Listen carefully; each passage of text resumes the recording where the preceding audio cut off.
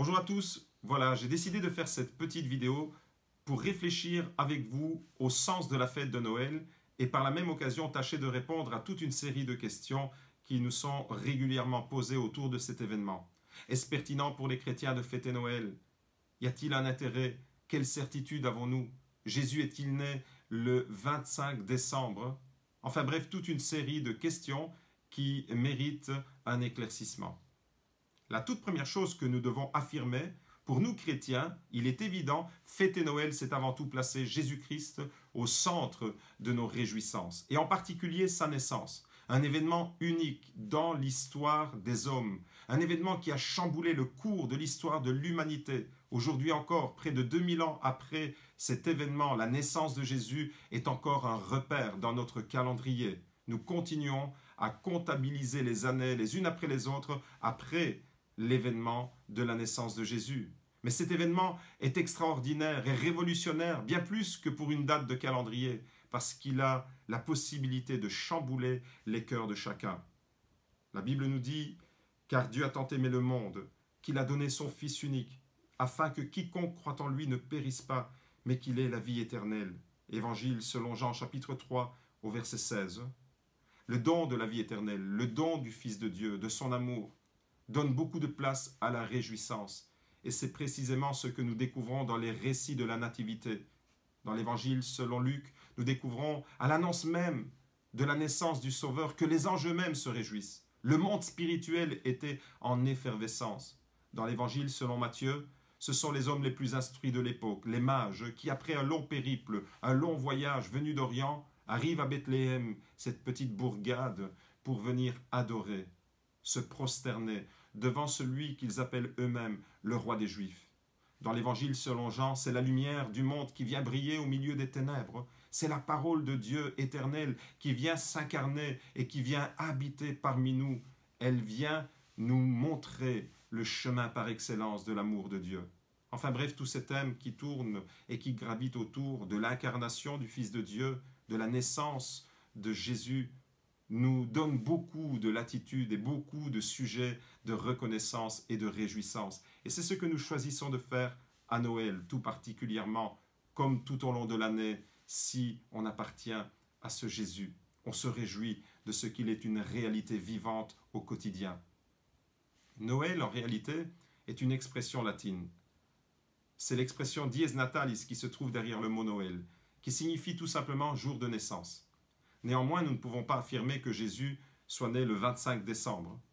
Il y a beaucoup de probabilités qu'il ne soit pas né le 25 décembre. Mais là n'est pas l'essentiel. L'essentiel, c'est de bien comprendre que le Fils de Dieu est venu, il s'est incarné, il s'est fait proche. Il est Emmanuel, Dieu avec nous. Dieu ne veut pas être loin de chacun d'entre nous, c'est pourquoi il s'est approché en la personne de Jésus-Christ. Et c'est ça le cœur du message de Noël. Un Dieu qui se rapproche, un Dieu qui se donne, un Dieu qui vient pour bouleverser les cœurs, pour remplir nos cœurs de son amour et de sa présence. Alors vous allez me dire, mais pourquoi le 25 décembre? Il faut remonter au IVe siècle, dans la ville de Rome.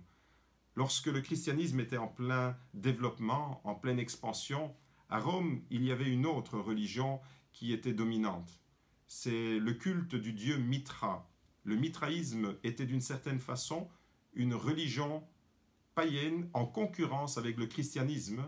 D'un côté, il y avait le dieu Mithra, un faux dieu, provenant du paganisme ambiant à Rome, et d'autre part, la foi chrétienne, la foi dans le Christ, Jésus, qui se développait.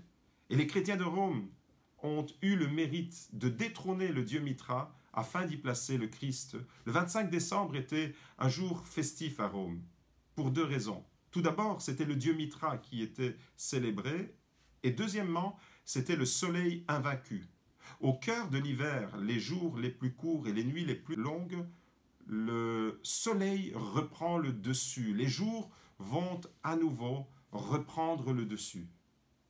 Et à Rome alors, les chrétiens de cette ville ont eu le mérite de saisir une opportunité du calendrier pour y placer le Christ et détrôner le dieu Mithra ainsi que le soleil invaincu pour y placer le soleil de justice, comme le prophète Malachie, au chapitre 3, verset 20, l'annonçait déjà des siècles auparavant. Pour vous qui craignez l'Éternel, le soleil de justice se lèvera et la guérison est sous son aile.